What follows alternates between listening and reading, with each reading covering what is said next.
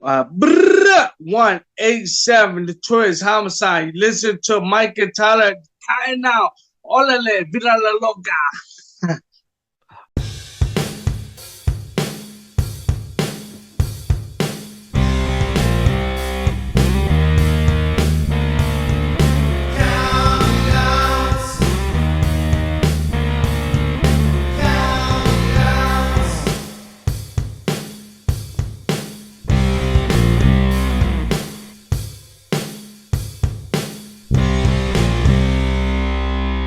You are listening to Count It Out with Mike and Tyler. Well, we are live, pals, and welcome to another edition of Count It Out with Mike and Tyler. That's the Bill Apter seal of approved Count It Out with Mike and Tyler. Tyler took a step back this week, just for a little bit. He'll be back later in the show with a very special guest. But for now, I've got my good friend, Matt Sookram. Matt. Bonjour. How's it going? It's your time of the year. The Jays are doing their thing. They're doing something. Mm-hmm. That's for sure. It's been a tough start. But Jay's Journal is doing awesome. We had 1.8 million views in March. Jesus. Yeah, 1.8 million views. So, yeah, pretty happy with that. And I don't know yet if the Jays being bad attracts more readers or less readers. So we'll see. April's numbers will be funny to read. Do you ever just sit back for a second and be like, I get more weekly viewers than Monday Night Raw does? No, that's monthly. Okay. I mean, I'm still okay. So but still, I like more monthly viewers than Dynamite gets. All right, I'll take that. Which is, I mean, it is crazy. Like it's weird to just look at the number there. Like it's weird. It's hard to like conceptualize how many people that is clicking on your articles. My personal ones, I hit. Oh, I just had it up the right here actually because I was working on stuff just before we got on here. Personally, I had 702,906. So yeah, I mean, it's just like when you see the numbers, it's just like, okay, they're just numbers on a monitor. Yeah.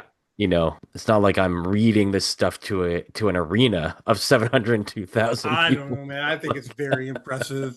I mean, hell, when our Chris Van Vliet episode reached over 1,000 viewers, I thought I was the fucking next coming of Conrad Thompson. I can't imagine getting the 700,000. That's ridiculous. That's obscene. Yeah. It's awesome though. It feels very rewarding. It's so also very well deserved. You worked very hard on that project, 100%. And of course, you're doing some great work with the battalion still. Yeah, Battalion just won their first round playoff series against the Peterborough Petes, an absolute thriller. They won game 6 in double overtime, and there was like 3 minutes left in double overtime, so we almost went to a third period. So yeah, that's been awesome. Truce Trio is doing well. That's the weekly podcast we do for the Battalion. And yeah, it's been a lot of fun. I think we're going to do a watch party this week for game 1 against the Brantford Bulldogs as they get set up to go into the second round. So yeah, that should be a lot of fun. Yeah, it's been awesome. It's been awesome getting to meet people. One of our very loyal listeners came and made us some presents. So shout out to Josh. I don't know if he listens to Count It Out. I think he is a wrestling fan, but yeah, he made these for us. These nice little keychains that say troops on them or trio on them. So yeah, it's fun connecting with the community when they come out and support us like that. Absolutely. We have a nice small group of listeners that reach out to us and even send gifts and stuff like that too on the show. And there's no better feeling than knowing that you're making somebody's day with something you do just for you, because you like doing it, and it makes somebody else happy. There's something very, very cool about that. There really is. That I think is the most rewarding part. If you can help brighten someone's day, make someone laugh, even if you're not in the same room with them, it makes it all worth it for sure. Exactly. And speaking of things that make me happy, one thing that makes me happy on this show is hanging out with world champions. And that's what we did this week. We are heading into TNA's Rebellion pay-per-view on April 11th, where Mike Santana is set to take on Eddie Edwards for his title. That's going to be a hell of a match because both competitors are amazing. And we got to sit down with Mike just this past week, and we're going to throw that interview right now. TNA Wrestling is coming to Cleveland on Saturday, April the 11th, as they present their annual Rebellion event.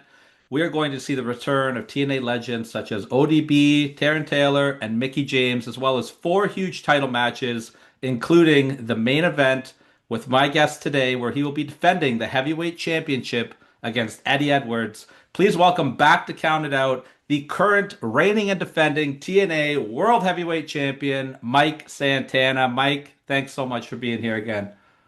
How you guys doing, man? Thanks for having me. We're doing great, man. We are pumped up to have you. You are on fire right now. And before we talk about everything, I got to talk about your insane schedule that you've been on. I was reading your I was reading your X today, man. Let me see if I can recap this. Friday and Saturday, you were in New Orleans competing.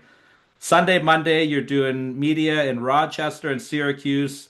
Tuesday, you're tearing the house down, MSG for NXT. Thursday, Friday, you're doing media in Cleveland. I got to know, man, how are you feeling mentally and physically as we head into April the 11th here for Rebellion? I am the champion for a reason.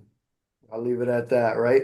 Oh, yeah. There's a reason why, not just because of what I do in the ring, but there's a reason why I'm in the position I'm in. Reliability is everything, right? And if there's one thing that anyone could ever say about me is that they could count on me.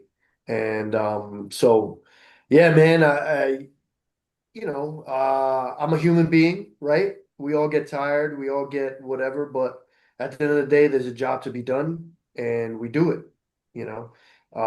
So again, when you're in this position and you're a top guy and you're the champion of a company, this is what's expected of you, right? So I knew that being in this position and getting to the position, it wasn't just going to be what I do in the ring, it's going to be what I do outside of it. So I welcome any and all things. Now you're heading to one of the biggest pay-per-views of the year. This is Rebellion. This is a big one. You're going in as the champion against Eddie Edwards. Yeah. Now let's talk about Eddie Edwards, not as your opponent for a second. Let's talk about Eddie Edwards, the man. Eddie's got such an incredible legacy in TNA. Can you talk about what he's meant to the company, both in the ring and behind the scenes? I mean, as you guys know, he's definitely a foundational piece of TNA, especially for the last 10 years, right? He's been a constant there, and he's someone who's one of the locker room leaders and someone that a lot of people look up to and respect, and rightfully so. You know, he's put in the time, he's put in the work, and he is someone, as far as for me, he's someone that we have very similar paths. We both started as successful tag teams, broke off on our own, became successful single stars, and here we are, right? So, but yeah, as far as the man, he's definitely, aside from his system stuff, man, like he's definitely someone that is respected. He's admired by a lot of people, and he always puts TNA first. So, yeah. Now, Mike, you've had fantastic success at the Rebellion event in the past. Let's start with just last year. You and Mustafa Ali had what was voted the TNA Match of the Year, your Falls Count Anywhere match. How did it feel to receive that award, and what are some of your memories looking back at that battle that you guys had? Oh man, it meant a lot, especially when you're recognized for stuff like that, man. It definitely means a lot. I had that, and I was voted Wrestler of the Year. So, two great accomplishments, two great, recognitions.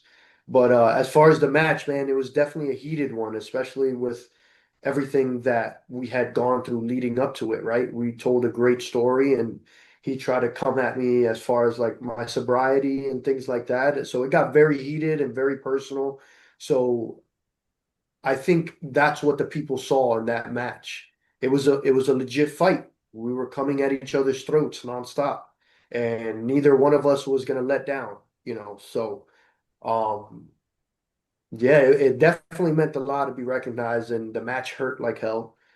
So we both definitely came out of that match feeling very different. Uh and but it's what it called for, and you know, we keep pushing forward. And as far as Rebellion, even 2 years ago, man, like I that's when I came back to TNA. So that event in general holds a special place with me. Well, even more special because I was lucky enough to be ringside at the very first Rebellion pay-per-view right here in Toronto, where you were the Mm. headliner. You were the main event in an incredible Full Metal Mayhem match. I Yeah, want to yeah. talk about how this leads into this year in a minute. But before we go there, can you explain to me that night what it was like in that really cool building, that really cool match with Mhm. some legends, and how much did that match hurt? Oh man, that was us versus the OGs, right? That's it. Yeah, man, like that was another crazy story that had built up, especially with the history between all four of us, you know. Homicide, I've said it publicly so many No, times. sorry, it was you and the Lucha Brothers. Lucha Brothers, Yeah, yes. in the Yeah, Full and Metal that was Mayhem. another Yeah, and that yeah. was another like crazy story where Hmm. we had such an amazing feud that we took that match all around the world. Yeah. That one year we wrestled each other about 24 times Wow. in one year, everywhere. And you know, it culminated to that. And man, like there was some tough bumps in that match for sure. But Now, we thankfully all got through it, and you know, we're all doing pretty well for ourselves today. Absolutely. now that was 2019. Are you able to bring 2019 Mike Santana that physicality into a match against Eddie Edwards in 2026? 100%. That physicality never leaves me. I'm Very from the good. Bronx, New York. Love that. That physicality lives in me every day. You know what I mean? I as I've gotten older, I've learned when to allow it to come out. Yeah. And you know, so I pick my spots here. Well, you mentioned New York, and of course, we have to talk about your incredible performance the other night. You represented TNA Wrestling as you showed up the MSG Theater for NXT, your hometown. They gave you a hero's Yep. welcome when you made your entrance. Can you just take us back to that night and just how special it was for you and what your memories are from that? What an amazing night overall, man. Like I had said that day, or it was that day or the day before on socials, when I wrestled there the first time in 2019 against Lucha Bros again, that was the last match that my father got to see in person before he passed away. And so going into it this week, there was definitely a lot of emotions because that I don't know if you guys heard the voicemail that I've played on TNA where my father's talking to me. That voicemail was literally the day earlier in the day of that match Wow. at MSG. So yeah, I definitely walked in there with a lot of emotions, but ultimately I just had to come to the realization that he's got the best seat in the house now, you know. And he was right there with me the entire time, and just having that reaction, and like I said, that crowd, man, and just pro wrestling crowds in general, they've seen me grow up from a child. I started wrestling when I was 18, 19 years old. And these people, especially in New York, they've seen me grow up right in front of their eyes. So the fact that they got to see all this journey and see it at that moment and have that crowd react that way and be at the Garden for WWE, it was a huge deal. And representing TNA was even bigger. So um yeah, man, it was definitely a special night for sure. Absolutely. And another special night you had here was, of course, the debut on AMC. Now, the last time we had you on the show, you were preparing to challenge Frankie Kazarian for that. That ended up being a Yep. great night for you as well as you're holding the championship gold now. Can you just kind of take us through that day? The pressures of the first show being on AMC and then the feeling coming out of it as being the world heavyweight champion for a second time. Going into it, man, it was definitely nerve-wracking because Um, Even though I have been in these positions before, like I've been in the main events for, inaugural shows on other networks before. This was totally different. This was I was doing it on my own, one, and doing it representing an entire brand, you know. And there was a lot of nerves, there was a lot of excitement just overall. The feeling backstage was like the tension and the electricity. It was like I can't even explain it. Like you just had to be there to feel it, you know. And yeah, I remember feeling all these nerves until my music hit. When my music hit, I felt such a calm come through my body. Even, making my way through the audience and just getting all that energy from the crowd and all these things, my body was so calm because I was I was comfortable.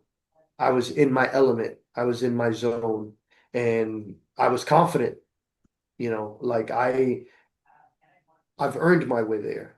I belong there, So it was definitely a great feeling. And then going toe to toe with another pillar of TNA, a guy, a day one guy like Frankie Kazarian. I looked at that match as two eras going head to head, battling for the new era, you know. And that's exactly what it was. And I walked out as the TNA Wrestling World Champion and the face of the new era of TNA on AMC. Absolutely. I'm I'm glad you said that because you got full endorsement that night. That exact same night, we saw you in a great segment with AJ Styles. Yep. Uh, what did it mean for you to get his endorsement as the man to carry the torch for TNA? It was a huge deal. I've always said AJ Styles was someone that I've respected and admired my entire career. He's the guy who helped build and put TNA on the map.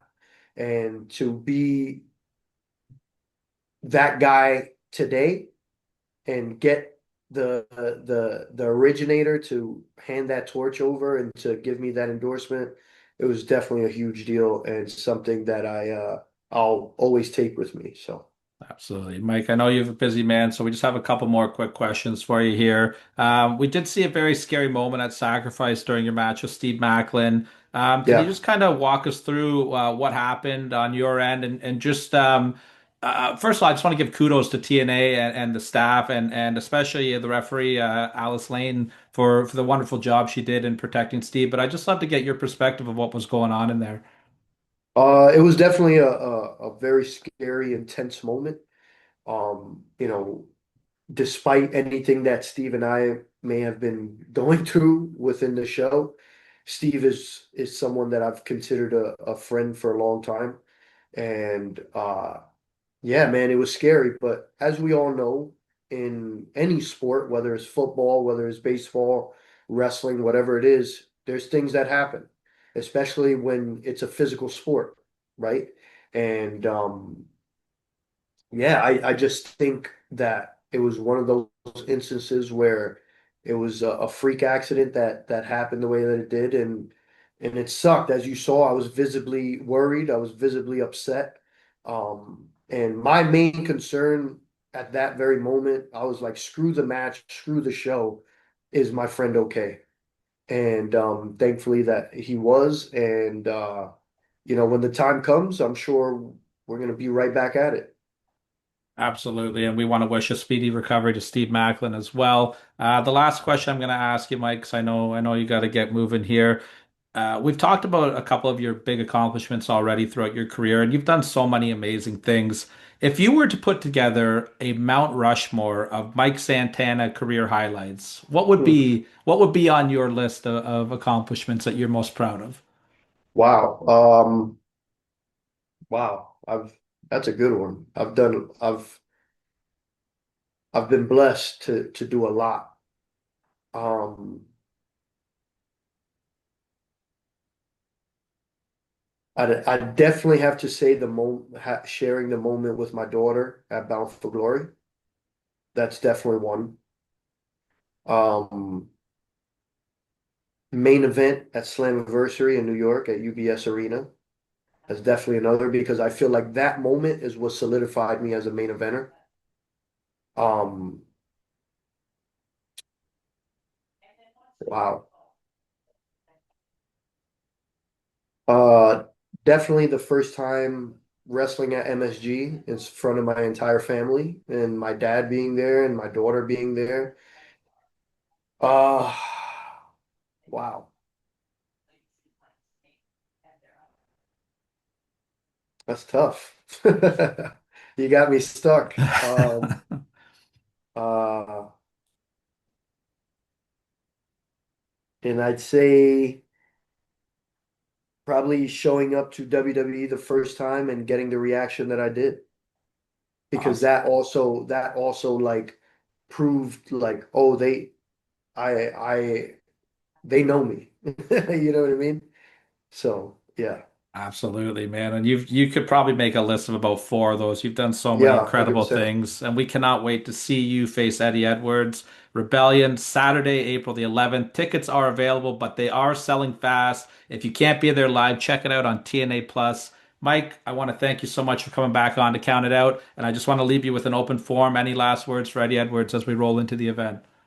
Uh as far as Eddie Edwards, man, like he better not be bringing the comfortable and complacent Eddie Edwards that I've seen the last couple of years. I want die hard Eddie Edwards. And if that's not the guy that's walking into Rebellion, stay home. Always good to have Mike Santana on this show. Thanks for coming back to Count It Out, Mike. And I can't wait for Rebellion. He's got a hell of a history at Rebellion. The very first pay-per-view, the very first TNA pay-per-view I ever attended was the first Rebellion pay-per-view right here in Oh. Toronto.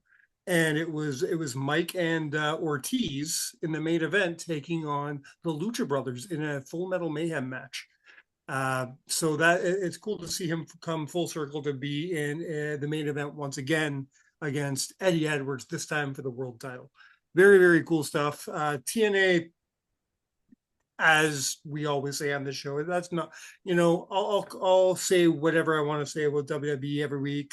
I'll say whatever I want to say about AEW. TNA, I got nothing bad to say. Nothing bad to say about TNA. They're hitting on all cylinders lately, and go check out Impact. Go check out Rebellion. You won't be disappointed. Yeah, you know what? I'm gonna have to send this to my buddy who is a big TNA fan. Shank out, shout out. Sorry, it's been a long day. I don't know who you're Oh no, shanking, but this is counted out shout prison rules. shout out to Frankie Liberto. So he did this really cool thing with TNA wrestling a couple weeks ago. His buddy bought one of the belts that was used on the show. So with that, they got like a backstage pass. So he Uh-huh. got to hang out with Joe Hendry. Um, he got to have lunch in catering with AJ Styles. That's so cool. Like, Was yeah, that at just the where was coolest. that at So That was at Slammiversary? Slammiversary, yeah. Yeah.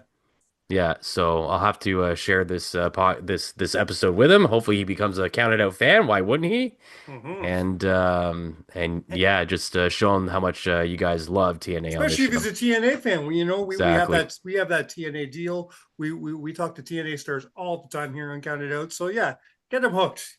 It's at least every other month we have a TNA superstar on this show. Hmm. If you folks haven't seen, just a few weeks ago, go check out our Rosemary interview. Tyler hit that Mm. out of the freaking park. That was a hell of an interview. I'm very jealous of him for that one. I didn't know if my drama kid side was more impressed or my Right, professional right. journalism side was more impressed. Tyler was unbelievable in that interview. Hmm. Again, to like have her stay in character with the questions he was giving to her. And then also, when she got a little emotional talking about her NXT debut, Yeah. about people not even knowing who she is, and then going, "Oh, I guess people do know who I am," right? Like that, that is an amazing interview job by I Tyler. think a lot of these TNA stars take things for granted just because they haven't been on Sure, WWE television. Not that's the wrong phrasing. Not they don't take it for granted. They don't give themselves enough credit. they don't give. They Yes, they exactly. they think I haven't been on WWE TV, so nobody knows who I am. Well, guess what? The more talented Oh ones, yeah. we know who you are. You know, there's a reason why AJ got popped so big when he debuted in the WWE. Even he said the same thing. He was afraid he was going to come out in the 2016 Royal Rumble and nobody would know who he was. Which is That's wild. just wild to me, ridiculous to me, considering he was already one of the greatest wrestlers in the world at that point. Yeah. Just crazy. And And, wrestled in arguably the second biggest promotion at the time, mhm. right? In New Japan. So yeah, but and, maybe and I that's have just no that. I have no doubt that if Josh Alexander would have come over to WWE instead of AEW, they would have known who he was. I truly Yeah. do believe that. And the NXT Well, crowd I would mean, have Jordan anyways. Grace got a huge ovation when she appeared at the Rumble. Absolutely. So Yeah. yeah. I think people do know to a degree anyways. I mean, Joe Hendry, perfect example as well. As soon as he started poking up in WWE, people knew who he was, you know? Now, we are going to do something a little fun this week. We're going to step away from the news. We're not going to talk about what's going on. As we speak, we're doing this on Monday night. Raw is has barely started. So we're not even going to talk about the current situation in the WrestleMania buildup. I'm going to save that for me and Tyler next week. We're going to catch up on everything on next week's show. You and I are going to do something fun, a little inspired by yourself and Adam. A few weeks And, ago, and you know what's you, funny? hmm, The beginning of that episode on Talk Solid Wrestling, yeah, my cat was trying to interfere. yes. Guess who's trying to get in the door right now?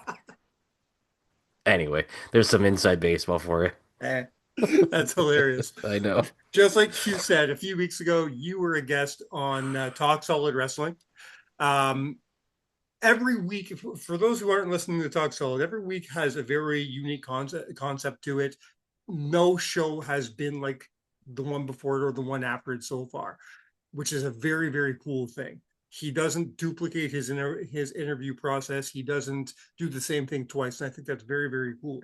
And with you, you did a thing which, if I'm not mistaken, if I understood correctly by listening to the show, the concept you guys did was your idea.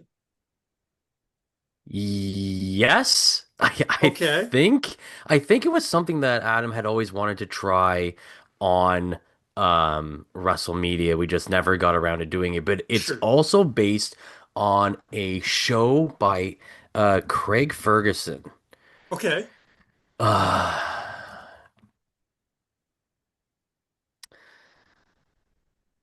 I'm trying to remember what it's called. Anyway, it's a very similar show. Adam and I used to actually watch it on our lunch breaks together. And yeah, he'd have like a panel of people and they'd have a topic.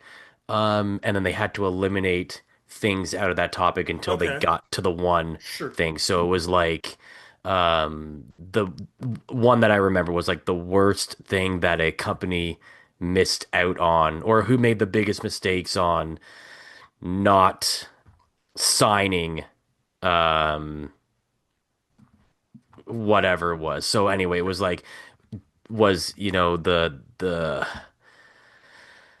it was like all the book companies that didn't sign Jacob Rowling for Harry Potter. Was that the worst Okay. mistake? Or all All the right. music companies that didn't sign the Beatles? Like which company made the worst mistake in Sure. not signing, right? So that's Okay. one of the episodes. Anyway, so that's yeah, that was a show that Craig Ferguson did after he left, or after Late Show Sure. stopped running. So Right. that I believe is where Adam got the concept from. Okay. Well, that and around that same time, Tyler and I were guests on a show called The Draw on TSN 690, where the Eric and Randy, the two hosts there, they did a very similar thing, but a little bit different, where they did an elimination style thing, but they gave us all the runners up of the Royal Rumble, every single one. And then they would say, this guy or this guy. Okay, now you pick that guy. So that guy or this guy, that guy or this guy. And they went in order until at the very end, who lasted. So I took both those concepts. I really enjoyed both of them, and I said, you know what? I'm stealing. I'm not being original at all this week. I'm going to steal everybody else's ideas, and I'm doing it right here today. And we're going to be doing something I've been thinking about a lot lately. We are going to talk about Mr. WrestleMania. Ooh. Now, I think whenever anybody says the words Mr. WrestleMania, the name Shawn Michaels comes up automatically. Sure does. And I have to think, Shawn's the first name I think of too. But Shawn's also the first name I think of when I think professional wrestling. I think he's the greatest performer in the history of the game. But if you really break it down and put him up against other people, is he really Mr. WrestleMania? Well, we're going to find out here today. And the person who's going to make these decisions is Mr. Matthew Sookram. Oh It's God. all on your shoulders, sir. And so I have wrangled up 8 people who I believe to be deserving of this credential. When we're all done, you and anybody else can tell me if you think that there's somebody that I picked for the 8 that shouldn't be on there, or someone else should be on there. But these are the 8 I chose. And Now, what's funny is you're not telling me these ahead of time, I'm not. which is great because when Adam and I did this on Talk Solid Wrestling, he didn't tell me who he chose ahead of time, and he also got the topic sort of wrong. I remember I said to him, let's do the guys who would say Triple H was their greatest rival. And he just said, Triple H's greatest rivals? Got it. But yes, if you haven't listened to Talk Solid Wrestling yet, go and listen. Don't just listen to my episode. Casey Spinelli did a great interview last week, I believe it was. Yes. And the invitation is there. If she's ever up in North Bay, me and her got to hit up some karaoke together. They've all been good. Every episode has been amazing so far. I believe the season's pretty much probably maybe one episode left. I think so. But fantastic stuff. Everybody who's been on it has been amazing, including myself. I had a great time on the show as well. Now, the one change I'm making, I'm doing one thing that Adam didn't do. Adam did it by seeds. He decided, he was already pretty much decided how he thought the order should go, and then let you change that order. I did not do seeds. I threw all 8 names into a luchador mask, and I'm going to pull each name out one at a time, and that's how we're going to pit them up against each other. Amazing. Now, I did write down a little bit of information, so if you have any questions or thoughts or ideas of, what could make this person a candidate for this title, okay, you let me know, because that way you don't have to sit there and start, clamoring at your Google machine. I've got 3 windows open just in case. So the very first bracket we're going to go against, we're going to start with the Apex Predator, Randy Orton, as he takes on Bret the Hitman Hart. Okay. Now and I have to pick who is more deserving of the title between Bret Hart and Randy Orton. That's it. Now, we talked about Bret last week on the show. And we flat out said, I believe Tyler's exact words were, Bret's great, but Mr. WrestleMania, he is not. However, I'm going to contest that Bret, even though his whole catalog lacks, the man did have 3 of the greatest matches, maybe 4 of the greatest matches in WrestleMania history. So you've got 13, obviously, against Austin, 12 against Shawn, 8 against Piper. Yep. And 10 against Owen. And 10 against Owen. My bad. Now, overall, see, this is going to be tough. You're really stretching my my wrestling knowledge here, but overall, Bret Hart those are 5 amazing matches. Overall, Bret had 14 matches. Oh my God. With 9 wins and 3 losses. and 3 of them were main events. He main evented WrestleMania 3 times. Okay. On the other hand, Yeah. Randy Orton, listen to this: 9, 10. 20 WrestleMania appearances. 20. All right. Okay. 9 wins, 11 losses, 3 main events. So they both have 3 main events. That's one of my criteria. How many main events are they?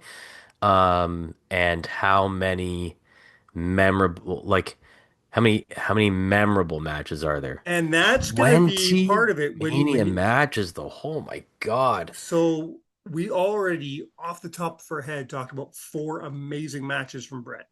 Hmm. I love Randy. I love Randy to death. Without me listing off any, tell me 4 Randy Orton WrestleMania matches.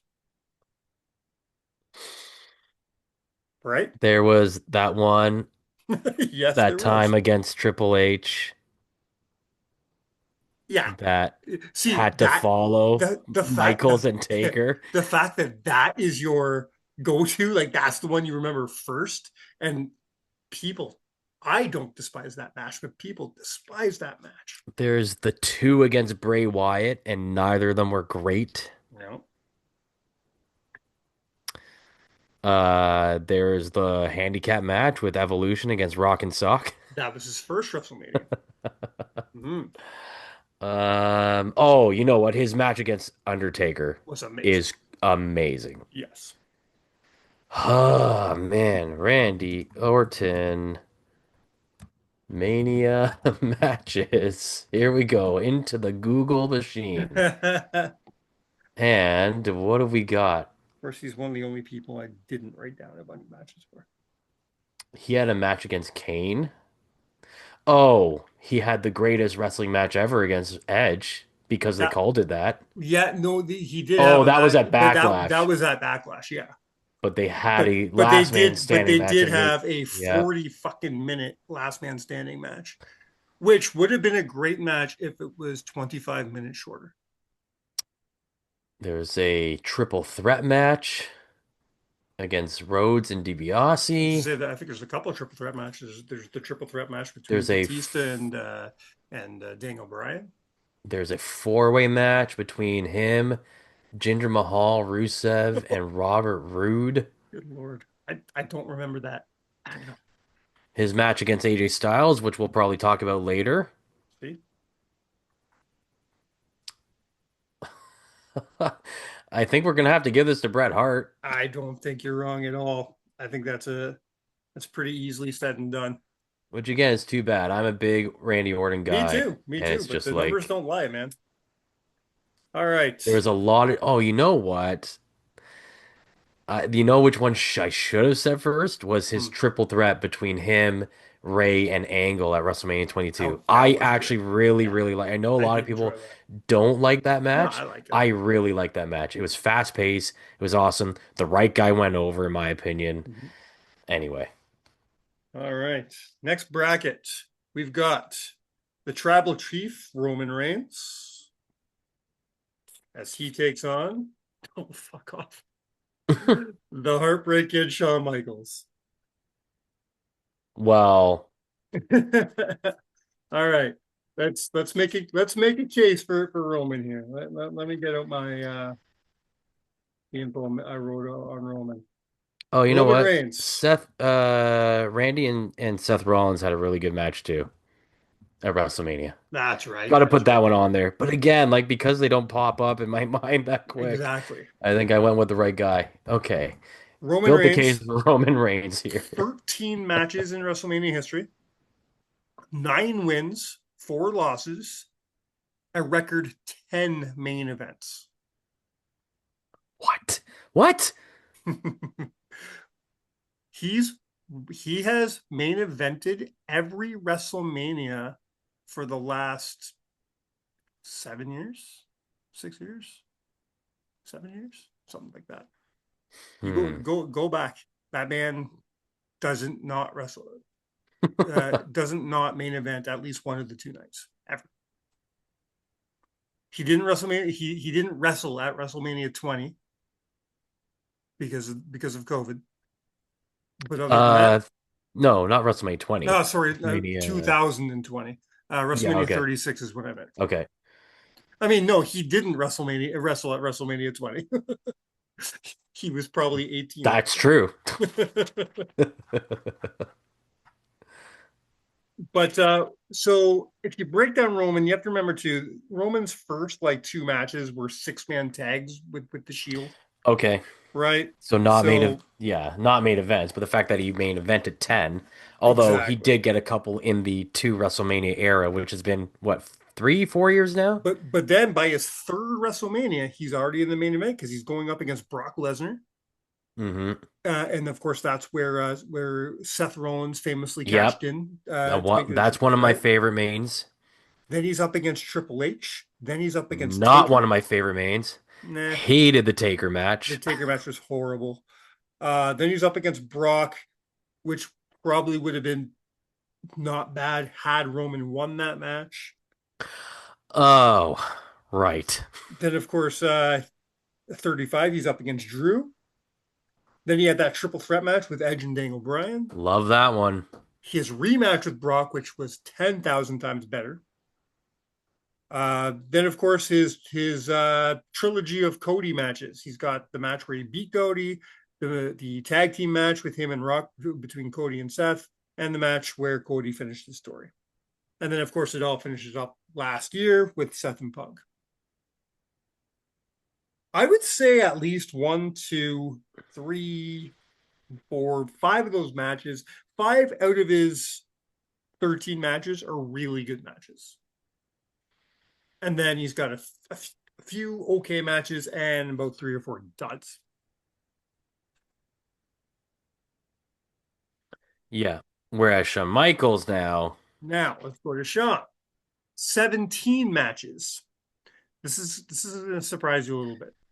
17 matches, 5 main events. Okay. 6 wins, 11 losses. Wow. How But many of those were when he was with the Rockers?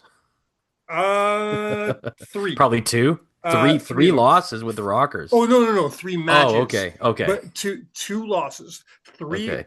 The Rockers fought at WrestleMania 5, 6, and 7. Yeah. They lost at 5 and 6, and they won at 7. Okay. But yeah, I mean, well, he lost to Shawn Diesel. proves you don't need an amazing win-loss record at WrestleMania to be Mr. WrestleMania. You just need to go out there and put the show, the match of the night on, and he did almost every time he went out there. I mean, you guys did a list, I think, where you picked the best Mania match every year, and most of them were Bret Hart and Shawn Michaels matches. Either Bret or Shawn. Yeah, one of the two. I mean, I think that right there gives him the win over Roman. Again, not to say that Roman hasn't had the memorable moments. And Roman, if Roman still has 5 years left in his career, maybe he can break through that ceiling. Yeah, because I think he's sort of reminding me of Undertaker right now with his WrestleMania matches right now, where it's like he's doing the better work later in his career, right? Like Undertaker had that streak, but he really didn't start doing his best work until probably WrestleMania 18. Like that match against Ric Flair is probably his first of what was a string of really good matches for a while. It's funny you say that because even if you look at Shawn Michaels' WrestleMania career, okay, you can break this down. His first three matches are all with the Rockers. Yeah. Fine. But then you have Tito Santana, Tatanka, Razor Ramon, which is a classic, of course, Diesel, Bret Hart, and Steve Austin. And then he retires. Yeah. When he comes back, he's got Jericho, Triple H, Chris Benoit, Kurt Angle, Vince McMahon, John Cena, Ric Flair, and the Undertaker series. Like the second half of his career is just mind-blowing. Mind-blowing. Yeah. So That's again, ridiculous. And some of those matches, but even the one in the first half, starting with Razor, right? Well, even his match against Tito is pretty good. And Tatanka. I don't think I remember that one. Go back and watch it. Yeah. if I remember properly, the finish pisses me off, but Okay. everything else but the match is fantastic. So, yeah, again, I'm gonna have to give The this one first, to Shawn Michaels, but the only like, match on the first half of his career that sucked was his match against Diesel, and and that was a main event. yeah, it wasn't though. The main Oh, event was right. Bam Bam and Lawrence That's Taylor. right. But it was for the title. Yes. Yes, yeah, Yeah. yeah. I remember I you. think I remember it's. you and Danny Franchise having some words Oh to my say God, about that yes. match. To this day, still drives me nuts. Well, I think it's safe to say where we're going on this, but you're the man. I need you to say it. Shawn Michaels is gonna beat Roman Reigns in this head-to-head matchup. All right, all right. Round three, we're gonna see the never seen 17 himself, John Cena, as he takes on the rated R superstar Edge. I love the fact that they're up against each other here. Holy I love the yes, fact that because these two I do defined an consider era of wrestling for I me. do consider Edge to be one of, if not Cena's greatest opponents Absolutely, ever. So to absolutely. have them up against each other is Even fantastic. if one of their main events wasn't on your best Canadian shows list, I'm never living this down. I never ever living this down. yeah, All right. TLC, Unforgiven, 2006. All right. Go back and Let watch us it. start. All right. Let us start Cena's with the Mania greatest of all time. matches. John Cena. We have 17 matches, 11 wins, 6 losses, 6 main events. Okay. We'll start right at the beginning. He starts off hot with a US title win Against the Big against Big Show. Show, Great match. followed by I think an extremely underrated WrestleMania match with him and JBL, Very underrated. which I It's believe was very well done. his first title win, his first world title win, if I'm not mistaken. Yeah. That Yes, it I is. It's absolutely love yeah. that match. And then it begins, man. Triple H, Shawn Michaels, and then the triple threat match between Orton and Orton and Triple H. The triple threat between Edge and Batista, or Edge and Big Show, Big Show, which yep. I'm not a fan of. Okay. Great match against Batista. Then okay, the match against The Miz is what it is. Then you have his 2 matches against The Rock. You have his first match against Bray at 30. His match that I think is very underrated against Rusev at 31. Mm-hmm. And of course, is the tag match between him and Nikki versus Miz and Maurice. Okay. That's there. The match against the Undertaker, again, That's there. The Firefly Funhouse match is a personal favorite of mine. I really enjoyed what they did there. That was really special. Yeah, I remember liking that one too. His loss against Austin Theory is just okay. And of course, his match against Cody Rhodes. You take Travis Scott out of that match, and you have a 5-star classic. Did you mention his match against Michaels? I did, yeah. Okay, sorry. Yeah, it's a lot to go through. Back to back. He has Triple H and Shawn Michaels back to back. Right. And then back to Triple H, because he had Triple H and Orton the year after. Right. Insane to me that he never fought Orton one-on-one at WrestleMania.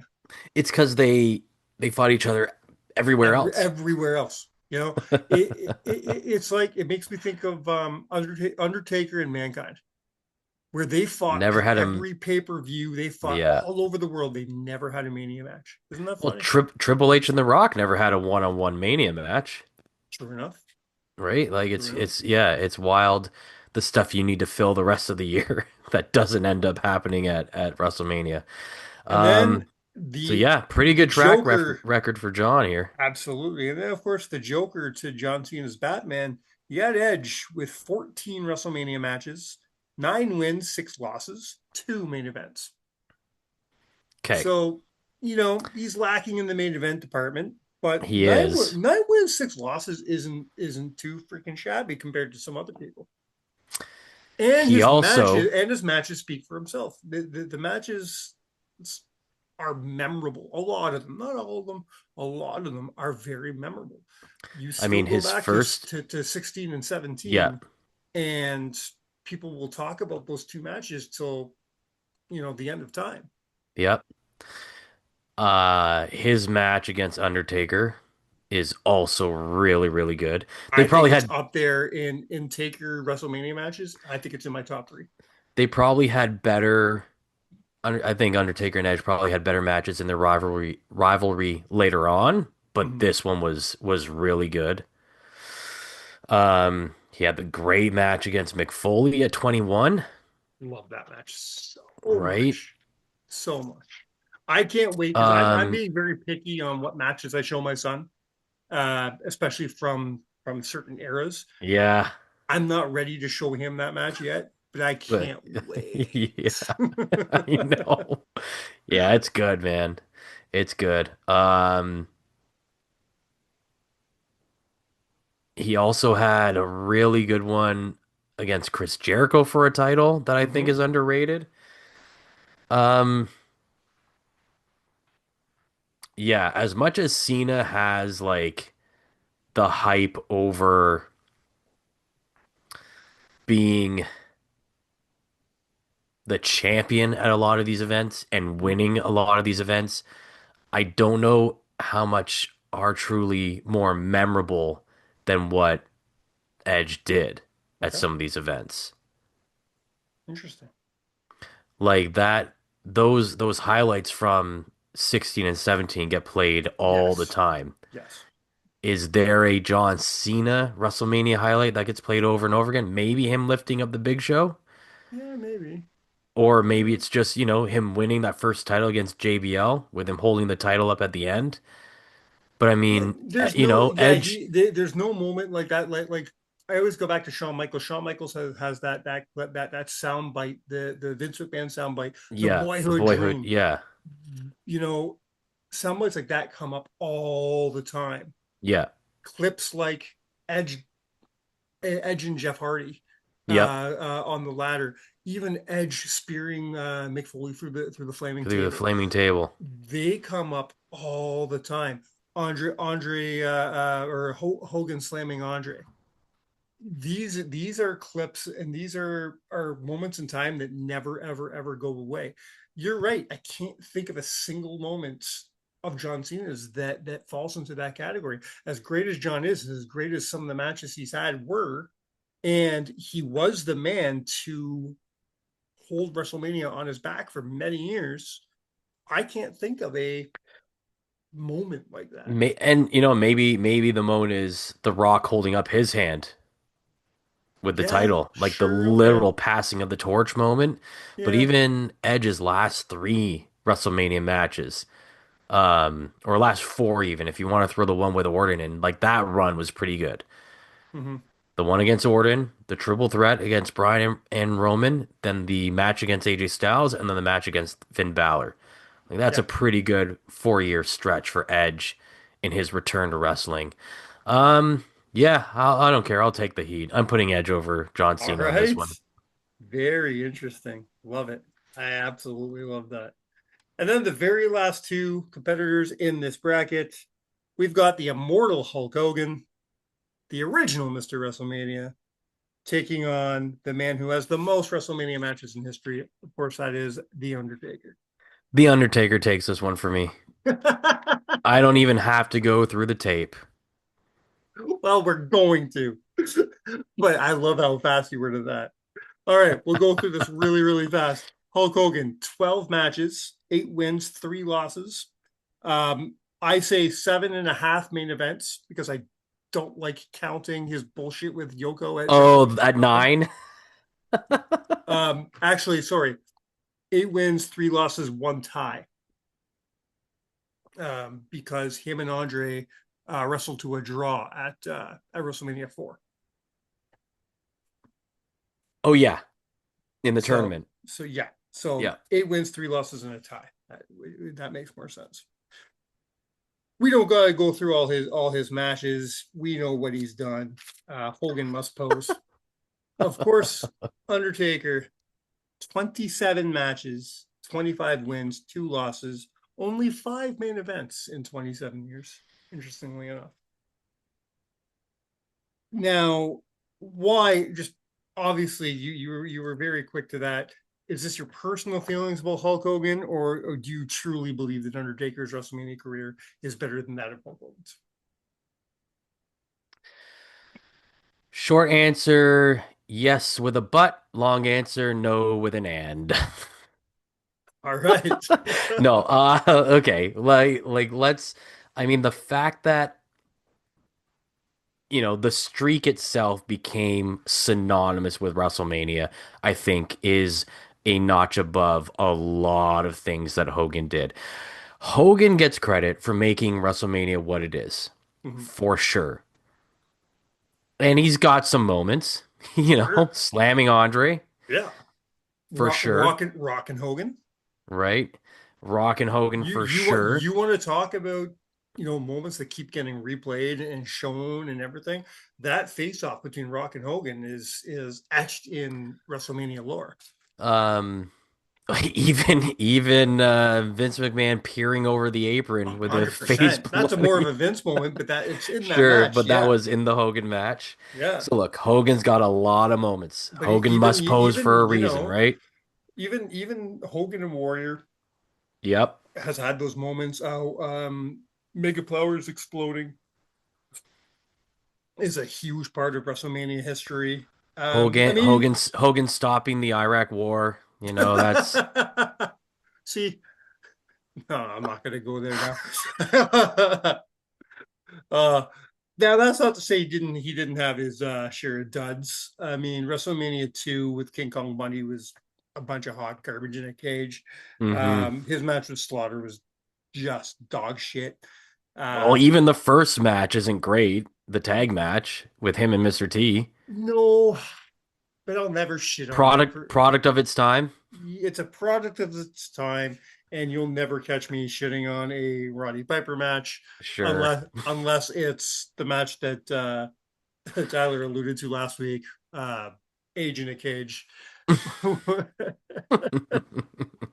um, and then of course there's the WrestleMania garbage, WrestleMania 9 garbage, where hmm he put himself into that title match and fucked over Brett. But anyways, that was the original screw job. Screw Montreal. Yes, exactly. It was Caesar's Palace is the real Caesar's fucking Palace. That's right. screw job. All right, Yeah, so but here's the thing. As for Undertaker, like we said, sort of with Shawn Michaels, his second half run is incredible, but even his first half is pretty good. mhm, And again, the fact that an Undertaker match is an attraction, like that I think puts it above so many other things.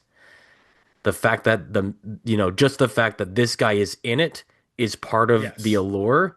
After about 10 years, I think that's why Taker, it doesn't matter if he's had, a bunch of fucking giant Gonzalez matches. Uh, there comes a point where Taker helped be part of that draw for WrestleMania. People bought tickets before they even knew who Who Taker's he was opponent was fighting. going to be. Yeah. You know what I mean?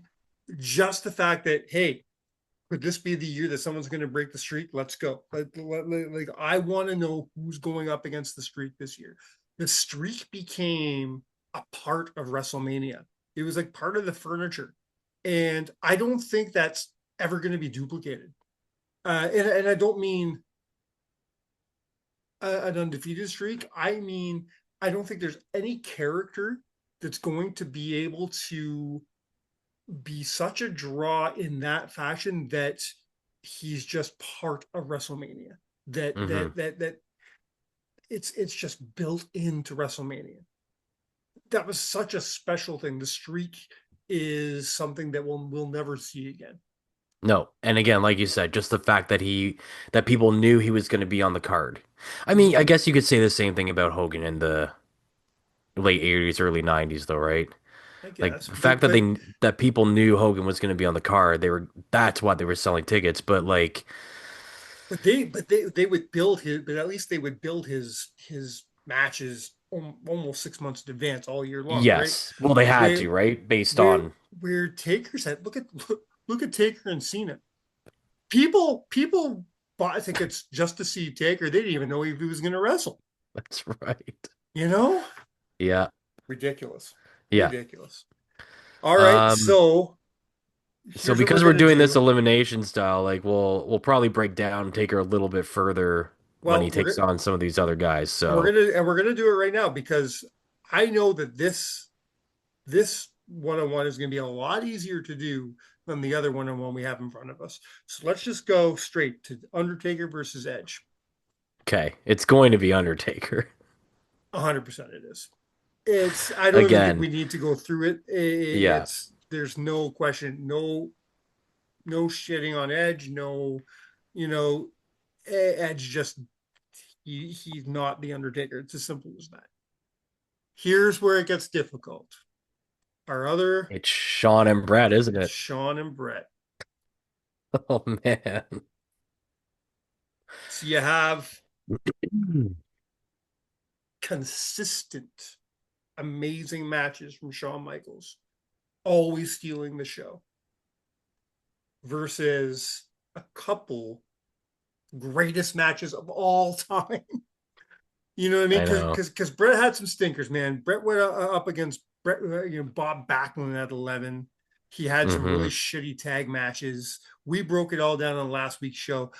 They weren't all, you know, 5-star classics. They definitely weren't.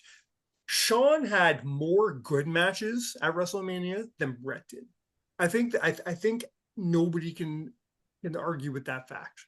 Shawn had a more consistent run of good matches at WrestleMania than Bret Hart did.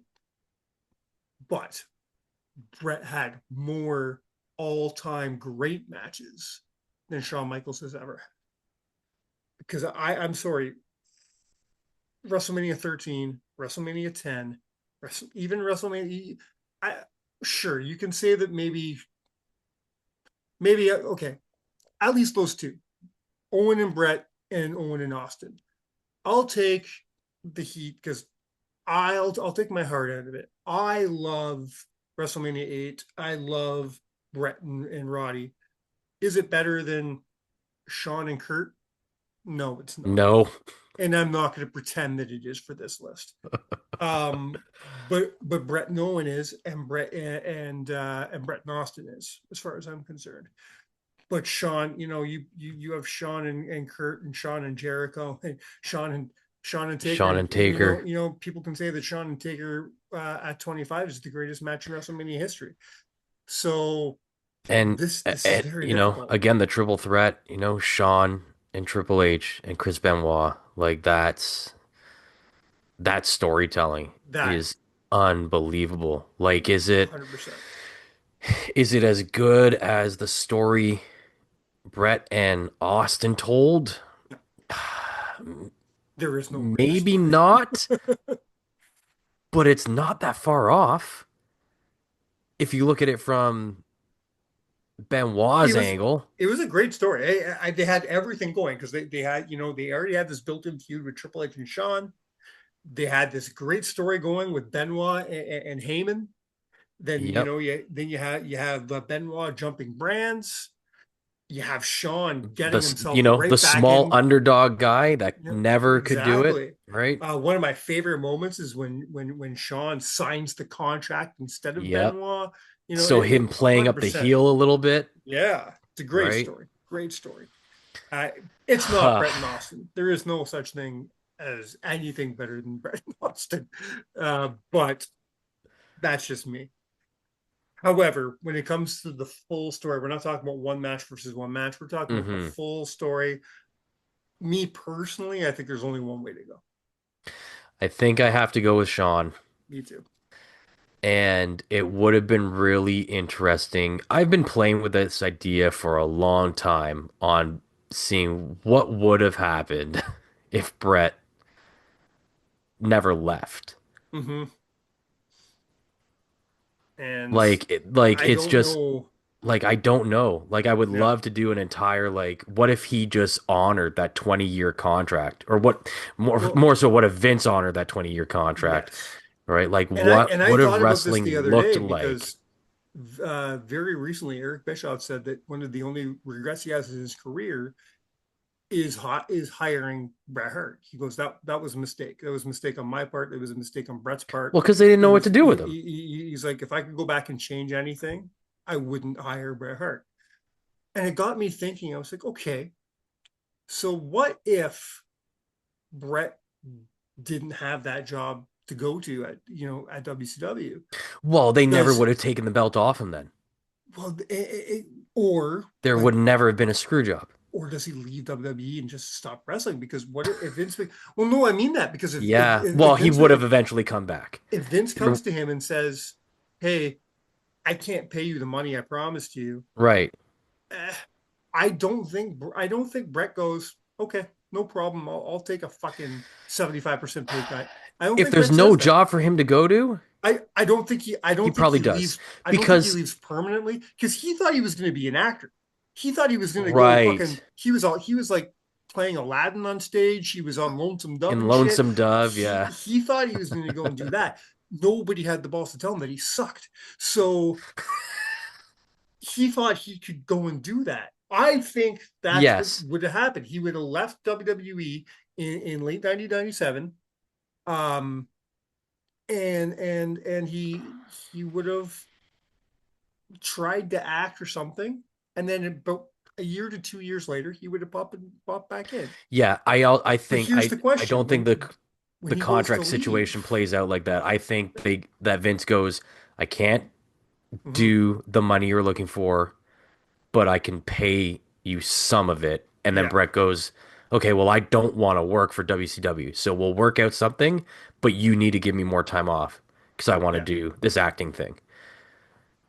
And I don't think there would have been any hurt feelings. I think there still would have been a screw job in terms of just doing it for the storyline, but it wouldn't have been like that, yeah, right? be, They would be, have had be, to get in the title off him somehow just for the exactly, story, exactly. right? But And I think he would have been there. There would have been time to play with it. There wouldn't have been exactly. there. He wouldn't have been on a time schedule to be like, okay, we need it off him now.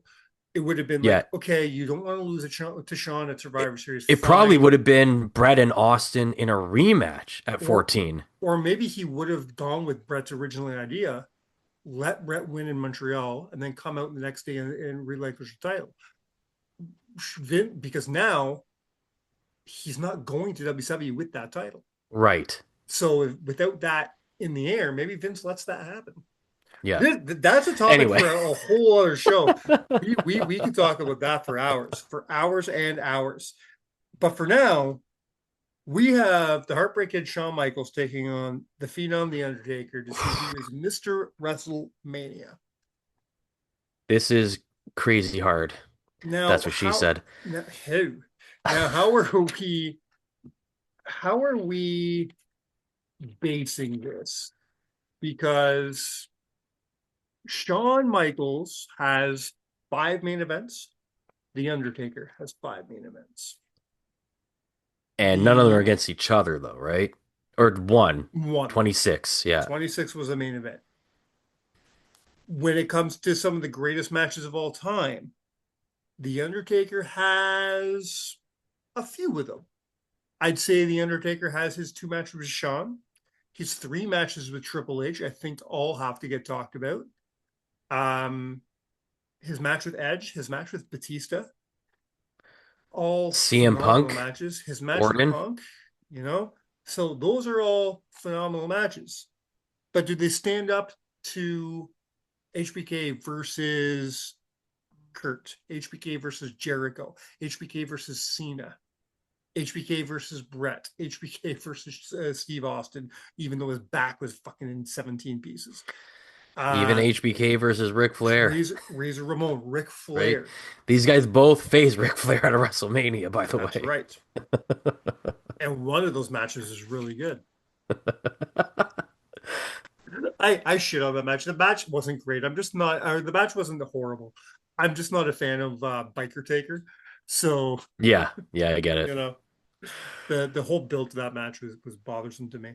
But you also got to Um, look at the moments. Was Undertaker losing his streak a bigger moment than Shawn Michaels achieving the boyhood dream? no, um, I think it's a more infamous moment. I think it's a moment that is extremely polarizing. Tyler said it best a couple weeks ago, where he called it the most deafening Silence. silence in the history of Yeah. WrestleMania. Yeah. But I don't think, again, for years on every WrestleMania package, it's the boyhood dream. The boyhood dream has come true. You know what I mean? They etched that into our brains. They put that out there. We knew that as part of WrestleMania lore. Um, what do you think when you close your eyes? What do you think is more famous? What do you think of first?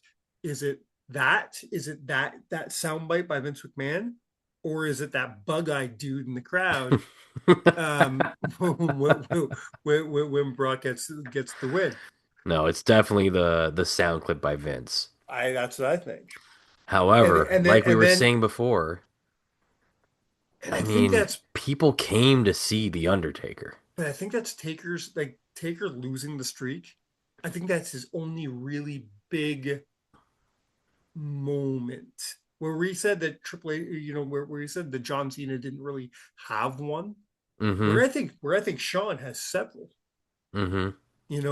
They replay many clips from that ladder match in every package you see.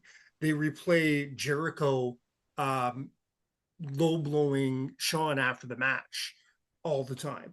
They replay, of course, the Boyhood Dream. They replay his stuff against Taker later on. I think there's way more many WrestleMania They moments replay from Sorry, I Sean. Love You. Sorry, I love you. It's probably one of the most replayed moments ever. I think there's many more WrestleMania moments to speak of than there is from Sean than there is from Taker. Okay. Yeah, it's a hard one. Because again, Undertaker's streak was just so synonymous with WrestleMania for a good, let's see, 2004 was probably the first time it really became something that they put the emphasis on it with Mm-hmm. his WrestleMania 20 match against Kane. Although even then, that was more of the return to the Phenom more than it was about the Yes. streak, Yeah.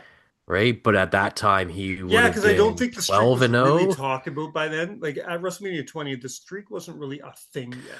I mean, they sort of talked about it when he faced Ric Flair at X8. They talked about Yes. how he's 9 and 0 going into WrestleManias, but it wasn't like, well, can Ric Flair stop this streak? Right. It was way more around how is Ric Flair going to survive being Yeah, in this exactly. match, right? So, Yeah. but yeah, it was I don't definitely remember it. I don't it was remember more of the when when it was the Orton's thing, the right? first Like he time it was the really legend killer. became. Yeah.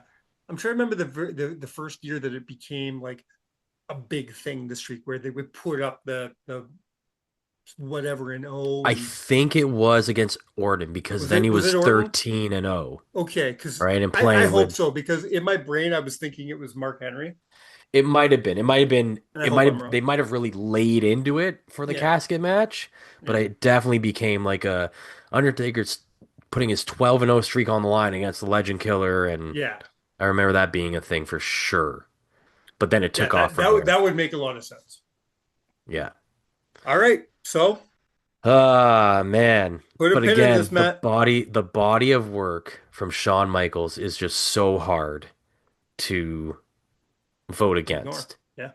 right? So I think we've gone in a big, huge circle and end back right where we started, Exactly. at least in So this looks like context. I always thought that the name WrestleMania was self-appointed by Shawn. Maybe not, because I I think think he's he's got earned it. something there. I think Shawn Michaels is Mr. WrestleMania. But I think Undertaker is a very, very close second. Yeah, 100%. And 100%. then between the guys you list, I think maybe Brett and Cena, Sure. Brett, Cena, and Roman. Well, you say that, but Cena didn't even leave the first round. So Yeah,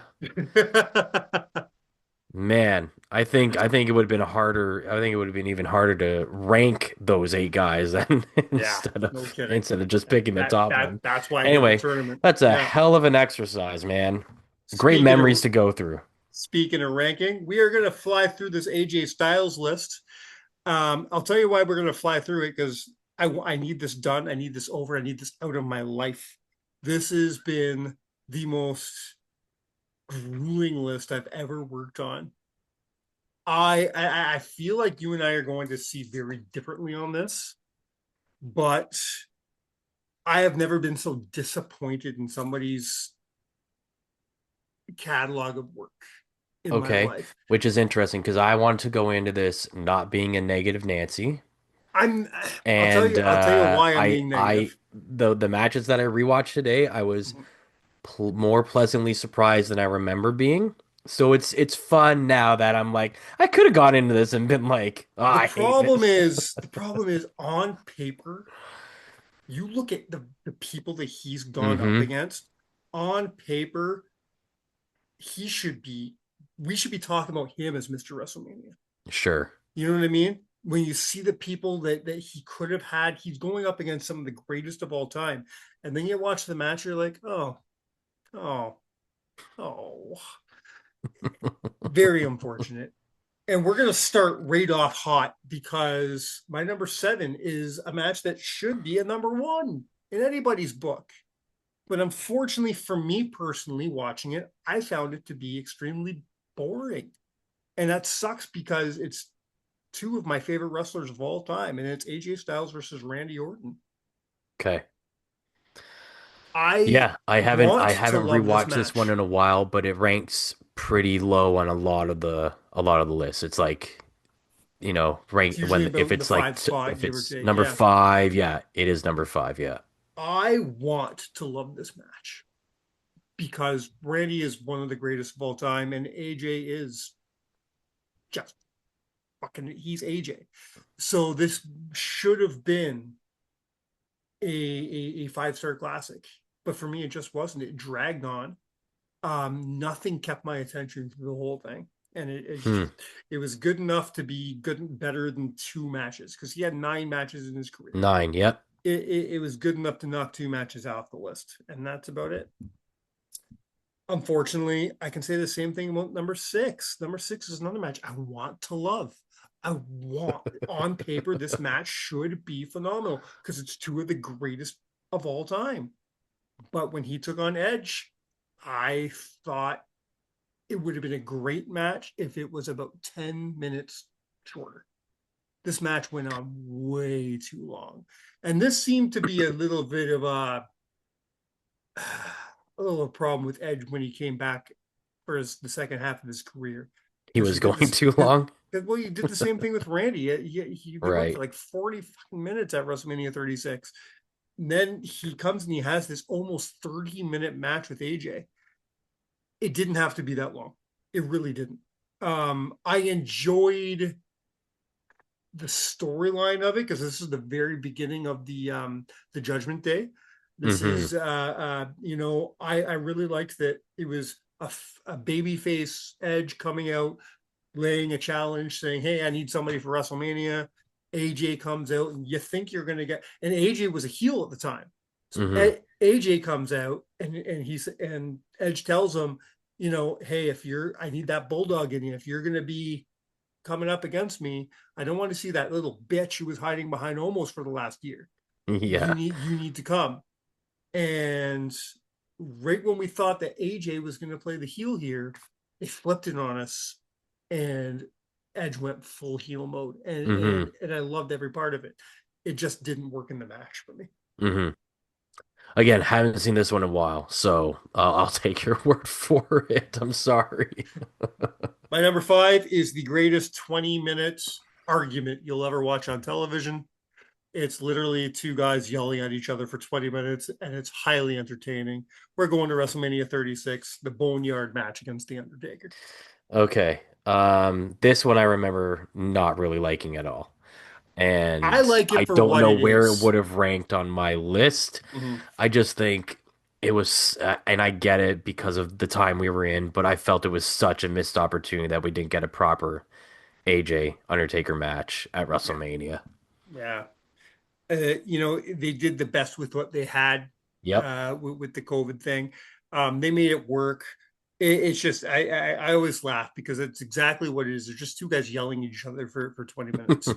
They're literally Yeah. just having an argument, and every once in a while they hit each other, you know. But it is highly entertaining for me. I can watch it a few times and really enjoy it. Like my number four, finally we're into the match that I actually really, really like.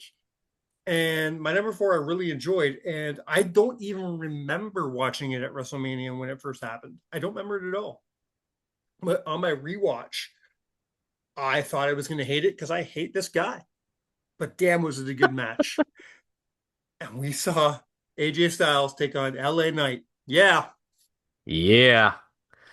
this match Yeah, was I'm 10 times better than I ever thought it would be. okay. That's good to hear. I remember liking this match. I do like LA Knight, and obviously I really like AJ Styles, and I remember liking this match as well. I think I So yeah, remember this being probably upset would have that they been, that they put LA over. Um, and I guess they were trying to build him at the time, yeah. so it makes sense. But I remember because I just I don't know, he never clicked with me. He's not the guy for me. So Yeah, for you, some reason, you and Tyler just not my guy. don't love But this guy. but going So back to this match, it was highly enjoyable. I enjoyed it way more this time because I think I was able to just watch it with different eyes this time. sure. Where the first time I watched it was just like, oh, this fucking guy. I don't want to see this guy. So, but highly enjoyable match. Very deserving of my number four spot. Just like my number three, highly enjoyable match. Again, can't believe it's in my top three. I can't believe this at all. But we're going to just last year when AJ took wrestled in his very last WrestleMania against Logan Paul. Hmm. Yeah, and see, I'm not a Logan Paul guy I know at you're all. not, I don't like any of but his matches. this match is Um, phenomenal. It but really that's is. again that It's this is and it's too bad that AJ is retiring now because I think that you're seeing that he was getting some really good stuff out of the guys that mhm. maybe a lot of people didn't think he He could was start he with was starting LA to build some Knight, guys. Yeah. with Logan Paul, right? So yeah, I don't know where this would have ranked on my list. Probably would have snuck into the top seven because, like as much as I don't like Logan Paul, I gotta admit that some of his matches are entertaining. So yeah, this probably would have snuck into a top seven spot for me. This is almost my number two. Wow, Almost. okay. Almost. And then it just got edged out just a little bit by my actual number two, which is AJ's very first WrestleMania, going up against Chris Jericho. Okay. This one I did watch. Watch back again in my limited time to research. I th said, yeah, terrific match. Two guys who want to prove they were better than the other one. I Exactly. didn't think it was over the Very simple top, story. just Yep. perfect execution. I didn't understand the finish though with Jericho pushing the ref. That was Yeah. weird. That But then that he that went got a into the little code weird. breaker anyway. Like I think they didn't I think need they the screwed something up somewhere, I but think so too, yeah. yeah. But the counter into the code breaker, like that's a hell of a bump for Mhm. AJ to take. Because Huge. there's no protection, No. right? You're going face to knee. And I think this Like, is AJ proving himself here, going, yeah, listen, for all you people who haven't seen me yet, I've been busting my ass for 15 yeah, years. If you haven't watched me on TNA, if you haven't seen me in New Japan, if you haven't seen me all over the world, I'm at WrestleMania now. I deserve to be here. I'm going up against one of the greatest of all time, and I'm going to prove myself. And he did that. He had a phenomenal match against Chris Jericho. yeah. The work rate in this match was amazing. And this was probably the best match on that show. WrestleMania 32 was an Probably, awful, yeah, awful probably. WrestleMania. As I say, that could have been. It honestly could have been one of the best matches of that year. That was 2019, right? That Yeah. could have been one of the best matches of that year. But 2018 act. was it 20? Oh no, dude, it was like 2016. Was 20, it was it yeah. that long? Oh yeah, Yeah. 2016 because that's when AJ made his debut. Yeah, Yeah. yeah. Again, yeah. Wasn't they weren't No, that had yeah Brock and Reigns and it had Undertaker and yeah Shane in a Hell in a Cell, so yeah. Um, Speaking of which, you have these matches that on paper should be the number ones. Randy and AJ, Edge and AJ, Undertaker and AJ, Chris and AJ. On paper, these are all number one candidates. What's not a number one candidate? My It's number him and one. Shane McMahon. Him and Shane McMahon is my number one. That Okay. match is fucking fantastic. I wrote, because this one I watched as well. I wrote that Mania 33, this should have been AJ versus Bray, first of all, Sure. for the title, but I digress. And this was also, I also wrote, oh God, this was the era of the crowd shouting 10 every time there was a count out. Oh, yeah. I forgot about that. So I said, you know what, this match was really good when it looked like it was a car crash, but I felt it made no sense when Shane was out wrestling AJ. I mean, But I we've seen said, this part of him like for I said, years. for him to go in and counter the phenomenal forearm with a tornado DDT and then go for a shooting star press. Come on. Come on, Shane. Outside of that, though, the car crash stuff is awesome. When he Yeah. tried to put him through the announce table, when he got the trash can in, Mhm. great stuff. Great And, stuff. This probably they- would have been number 3 for me. Shane did his greatest hits, Yep. and and it worked. And AJ played for him very well. hmm Very well. And I think it's going to go down as a Mania match that people will remember. Absolutely. Unlike the two matches that didn't make my list. So I might get a lot of heat, but I couldn't talk about his match with Shinsuke today. I just couldn't. which is weird because I watched that one Mm-hmm. and I thought it was way better than I remember it being. I remember watching the first time, feeling let down, and then when you said this was the list, I was like, "Oh man, you're gonna have to go back and watch that awful Shinsuke match."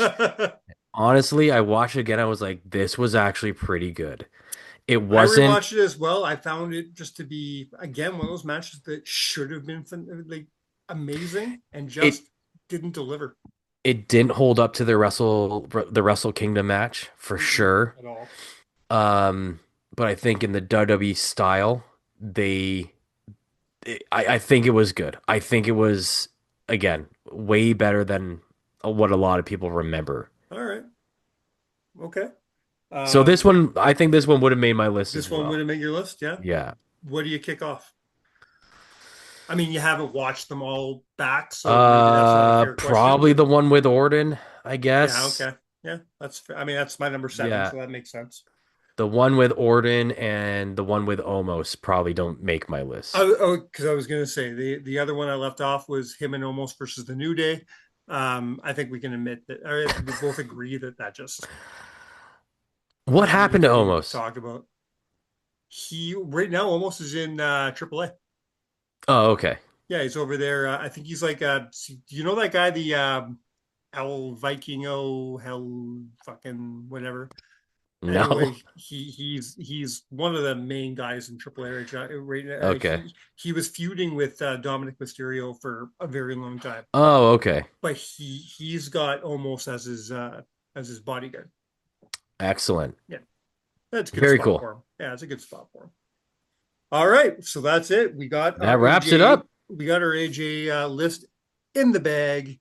Another WrestleMania show. Next week is our very last show on our WrestleMania series, going because it's our go home show into WrestleMania. After that, we will break down WrestleMania, and then we'll probably get right back to our championship series. And Matt, you'll be invited right back here because Can't wait. You have a list that you're working on that you're going to bring over, which I'm very excited. We're not going to tell people what it is, but you're going to come do a championship match list with me, and I'm very excited about that. Me too. So we'll do that after WrestleMania season. Until then, man, not that you need the help and not that you need any more goddamn views and subscribers, but just for shits and giggles, tell people where to find all the things you're working on right now, from the Jays to the Battalion. Yeah, so if you want to get caught up on Jay's news, simply go to jaysjournal.com. There is also a link at the bottom where you can subscribe to our daily newsletter. And you can actually subscribe on that newsletter to any of the teams that you are fans of, and Fansided will curate that newsletter specifically for you. So like mine, I've got Maple Leaf stuff. I've got some English Premier League teams on there as well as Toronto Blue Jays stuff on there. And then for Battalion, yeah, if you're into junior hockey, check us out. All our stuff is on the North Bay Battalion YouTube page. And again, we do weekly podcast updating people on the battalion. We usually have guests on there.